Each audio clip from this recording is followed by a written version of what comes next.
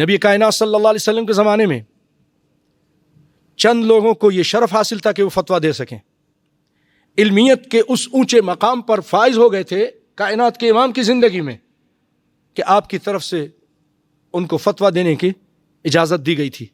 ان میں ایک معاذ بن جبل بھی تھے۔ کیا عمر تھی، 18 سال 17 سال 18 سال کی عمر میں آ کے مسلمان ہوتے ہیں اور کچھ دنوں میں اس مقام کو پہنچ جاتے ہیں۔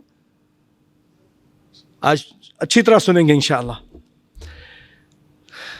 محمد بن سہل بن ابی حثمہ روایت کرتے ہیں اپنے باپ سے کہ 6 افراد ایسے تھے نبی صلی اللہ علیہ وسلم کے زمانے میں جن کا فتویٰ چلتا تھا۔ 3 مہاجرین میں سے تھے اور 3 انصار میں سے۔ مہاجرین میں سے سیدنا عمر بن خطاب بہت بڑے عالم تھے، سیدنا عثمان بن عفان، سیدنا علی بن ابی طالب رضی اللہ عنہم اجمعین۔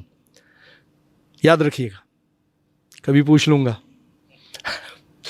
اور مہاجر انصار میں سے سیدنا ابی بن کعب حافظ قرآن تھے، زید بن ثابت جنہوں نے قرآن جمع کیا تھا، اور سیدنا معاذ بن جبل رضی اللہ عنہم اجمعین۔ معاذ بن جبل کے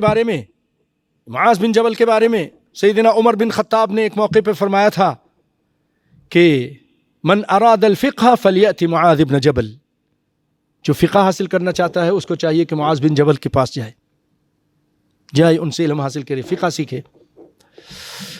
مستدرک حاکم